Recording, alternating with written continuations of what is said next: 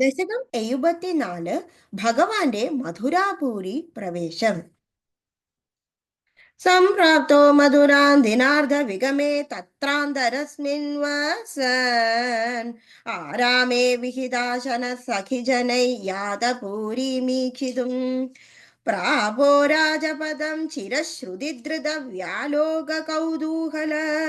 സ്ത്രീ പുംസോദ്യഗണ്യ പുണ്യ നിഗലൈ ആകൃഷ്യമാണോനു കിം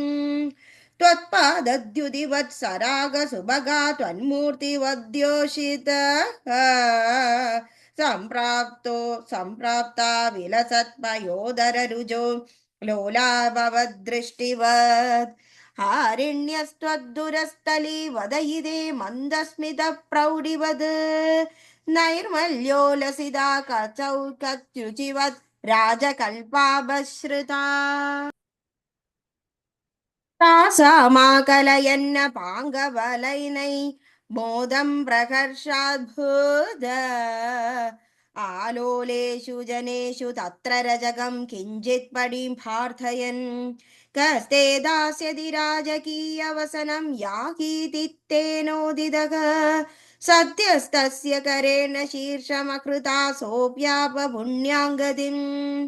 भूयो वायगमेघमायतमिदं दोषेण वेषोचितम् दाश्वासं स्वपदं निनेद सुकृतं को वेद जीवात्मना तवैरविपुनर्माला मानिदो भक्तिं तेन वृदान्ति दे दिशतपरां लक्ष्मी च लक्ष्मीपते कुब्जामब्जबिलोचनां पदि पुनर्दृष्ट्वाङ्गतया दत्ते साधु किलाङ्गरागमददा तस्या महान्तां कृतिम्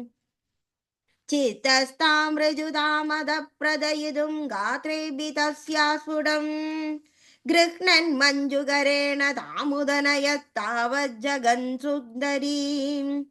तावन्निश्चितवैभवास्तव विभो नात्यन्तभाभाजनाः यत्किञ्चित् ददते स्मशक्त्यनुगणं ताम्बूलमाल्यादिकम् गृह्णानः कुसुमादिकिञ्चन तदा मार्गे निबद्धाञ्जलिः नातिष्ठं बदकायदोद्य विपुलामार्तिं व्रजामि प्रभो एषामीति विमुक्तयापि भगवन् आलेवदाद्र्यातया दुरात्कादरया निरीक्षितगति त्वं प्राविशो गोपुरम् आकोशानुमिदत्वदागम महाकर्षोलदेवकी वक्षोज प्रगलत्पयोरसमिषा त्वत्कीर्तिरन्तर्गदा आविष्टो नगरी महोत्सववधीं कोदण्डशालां व्रजन् माधुर्येण नु तेजसानुपुरुषै दूरेण दत्तान्तरः स्रग्भिर्भूषितमर्चितं वरदनुर्मामेदि वादात् पुरः प्रागृह्णा समयोपय किल समा क्राक्षीरदद्भाक्षीरपि श्वक्कं सक्षपणोत्सवस्य पुरद प्रारम्भ दुर्योपमा चापध्वंसमहाध्वनिस्तव विभो देवानरोमाञ्चयत् कंसस्यापि च वेपदुस्तदुदित कोदण्डखण्डद्वयी चण्डाव्याकदरक्षिपूरुशरवै उत्कूलितो भूत्वया शिष्टै दुष्टजनैश्च दृष्टमहिमा प्रीत्या च भीत्या ततः संविश्यन् पुरसम्पदं प्रविचरन् सायं गतो वाडिगाम्